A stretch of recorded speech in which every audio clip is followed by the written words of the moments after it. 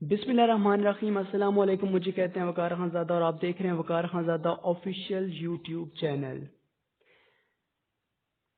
आज हम डिस्कस करेंगे म्यूटेशन ऑफ लैंड को, कि किस तरह से एक लैंड की ओनरशिप किसी दूसरे बंदे को ट्रांसफ़र की जा सकती है। म्यूटेशन असल में इस कंसेप्ट को कहा जाता है कि जिसमें टाइटल ऑफ ओनरशिप कन्वर्ट होती है from one person to another person.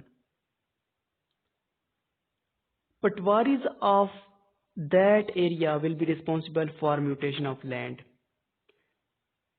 because through Patwari a land can be transferred in any case, like in case of sale purchase, in case of succession, etc.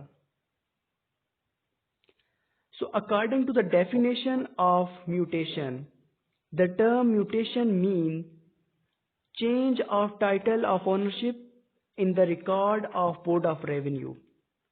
Such change is made in order to update the record.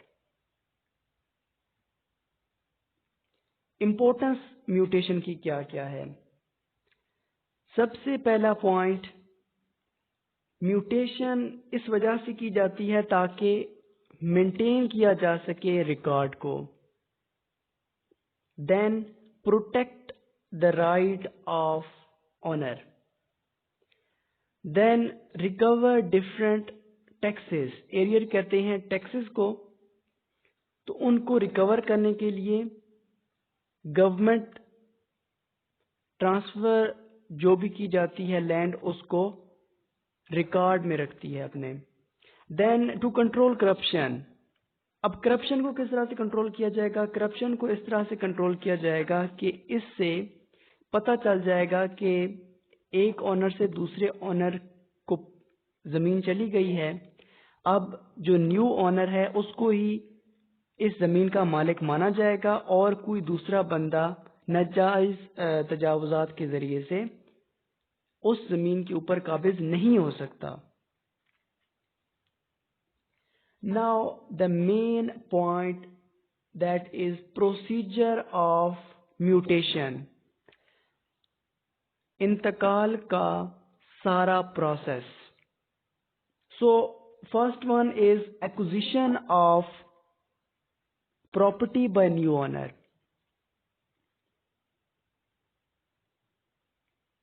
Procedure of mutation start when anyone acquires the property on the death of original owner, or by deed of transfer, by gift, by deed of purchase or any other way.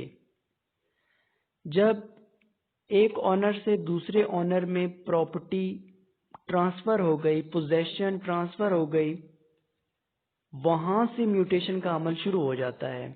अब इसके मुख्तलिफ तरीके हैं कि किस तरह से एक ओनर से दूसरे ओनर की तरफ प्रॉपर्टी जाएगी। अगर ओरिजिनल ओनर या जो पुराना ओनर था, ओल्ड ओनर था, उसकी डेथ हो जाए तो न्यू ओनर को मिल जाती है बाय सक्सेशन, बाय गिफ्ट। अगर सेल एंड परचेज का कोई सिनेरियो चल रहा है तो ओल्ड ओनर न्यू ओनर को प्रॉपर्टी बेच देगा, पोजेशन भी दे देगा और ओनरशिप टाइटल भी दे देगा। Then entry in mutation register. Acquisition हो गई बाय न्यू ओनर, उसके बाद अब एंट्री करनी है म्यूटेशन रजिस्टर में, जो कि पटवारी के पास होता है। Patwari is the village officer of that area. So new owner patwari के पास जाएगा और उसको इस ओनरशिप के बारे में बताएगा। वहां पे अटेस्टेशन होगी दोनों पार्टीज की तरफ से, एग्रीमेंट सारा कुछ दिखाया जाएगा। उसके बाद पटवारी अपने रजिस्टर में, अपने म्यूटेशन रजिस्टर में उसको दर्ज कर लेगा, उसको लिख लेगा। Then third one is provision of copy to owner. अब it is the duty of the patwari to provide a copy to real owner and the new owner.